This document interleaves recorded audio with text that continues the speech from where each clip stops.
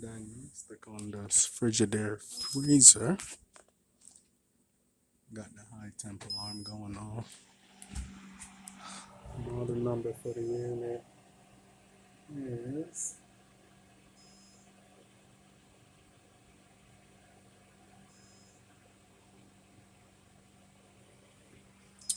alright, and I just took the freezer evaporator cover off, and you see the caliper to come in here with the suction line, and you could see where it's coming up in the evaporator, and the frost comes and stop about this point.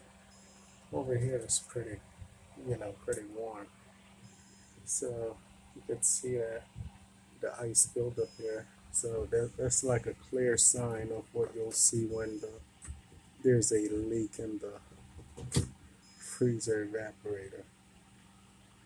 So that's what it looks what's going on.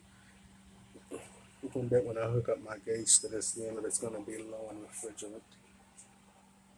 Alright. Hit up the like, share button, subscribe.